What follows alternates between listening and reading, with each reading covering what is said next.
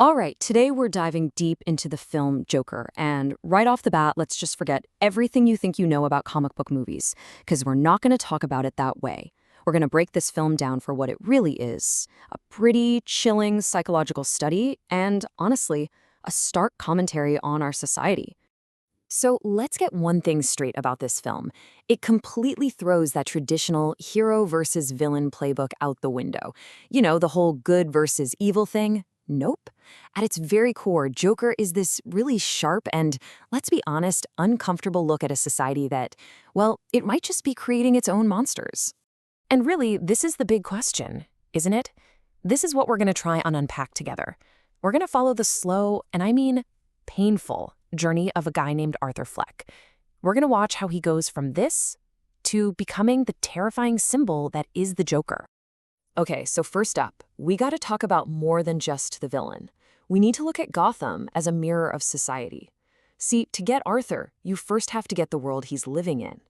Because Gotham City in this movie, it's not just some backdrop, no way. It's a living, breathing character. And it is applying this just crushing pressure from every single angle. And this really paints the picture, right? Gotham is basically a pressure cooker waiting to explode. I mean, it's not just a city. It's a whole system that's just teetering on the brink of collapse. It has totally failed its people. You see the poor just fighting for scraps, for any shred of dignity. And folks like Arthur Fleck, they're treated like they're invisible, like they're just a statistic, a problem you can ignore, until it finally blows up in your face. All right, now let's focus on the man himself, Arthur. Let's look at his individual profile. So we've got this pressure cooker of a city, right? Now let's zoom in on the guy who's stuck right in the middle of it all, Arthur Fleck. Because before he's any kind of symbol, he's just a man trying to survive in that totally broken city. This right here, this is the central conflict that's just tearing him apart. On the one hand, you have his dream, which is almost, childlike, right? He just wants to bring a little bit of joy into this dark world. But then, on the other hand, you have his brutal day-to-day reality, and it is just constant humiliation, violence, and this absolutely crushing feeling of being totally and completely invisible. And this is so important to understand. We're not meeting a guy who just one day decides to be evil. That's not what's happening. We're being introduced to someone who is already incredibly vulnerable. He is battling some serious mental health issues. He's emotionally fragile. And maybe more than anything else, he is just starved for even one tiny drop of positive recognition. So now let's look at the system that failed him and the pressure of that neglect. Because this deep vulnerability he has, it gets systematically kicked and beaten down by the very institutions that were supposed to be his safety net. And this is where the film just delivers a gut punch about how we treat mental health. It's not just one thing that goes wrong. It's like a series of dominoes falling. First, his therapy and his meds, gone. Why? Budget cuts. He's basically told he's not worth the cost.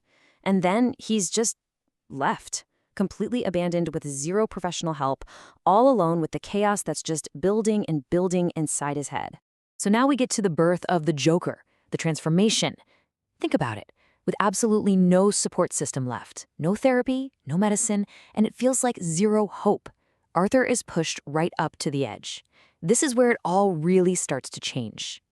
So you have to ask, right? What is the actual breaking point? What is that one single moment where Arthur Fleck effectively dies and the Joker is born? Well, the film points right here to this brutal incident on the subway. This is the turning point. But what's so important is that the movie doesn't glorify it, not at all. This act of violence isn't shown as some kind of power move. It's framed as an explosion that was bound to happen, the result of a whole lifetime of pressure, of fear, and of humiliation. And here's the really twisted, terrifying part of it all. This horrific, violent act, it's the very first time the world actually reacts to him. For the first time in his entire life, Arthur feels seen. He feels this sense of control, a sense of just existing that he has never, ever felt before. After that subway incident, his mind it goes into a total free fall. The line between what's real and what's in his head completely dissolves. We see that so clearly with his imagined girlfriend. Then the very foundation of who he is gets shattered when he finds out his whole life, his whole past, is built on a terrible lie. And that final break, it happens on live TV, where his deepest pain is literally turned into a punchline for millions of people to laugh at. And at this point, you have to say, Arthur Fleck is gone. He's dead. And in his place, this new identity comes out. It's an identity that doesn't hide from pain anymore. It wears it like a suit of armor. The Joker becomes this living, breathing symbol of a lifetime of anger and pain. He's done seeking acceptance from society. Now he just wants to watch it all burn. Which brings us to the takeaway and why this is a mirror to our own society. This is where the film gets really disturbing and honestly really relevant for all of us. Because this story, it isn't just about some made-up guy in a made-up city. It's designed to be a mirror held up to our own world. The film really makes us sit with some incredibly uncomfortable ideas, doesn't it? It's asking us to take a hard look at how we treat mental health, how we just ignore injustice and class divides. It even calls out how the media can turn real human suffering into a spectacle, into entertainment. And the big one, it shows violence not as the cause of the problem, but as the final, tragic consequence of it. So, when you boil it all down, the film is making a pretty powerful argument about cause and effect. It's basically saying that chaos, that this kind of destruction, it doesn't just appear out of thin air. No, it's built, piece by painful piece. It's built by ignoring the weakest among us, by failing to support mental illness, and by a society that's just lost its empathy. So in the end, Joker isn't making excuses for violence. Not at all. It's serving as a terrifying warning.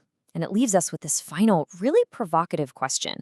A question that isn't just about the movie, but about our own world. In our rush to condemn the monster, do we ever, even for a second, stop and ask ourselves if we had a hand in creating it?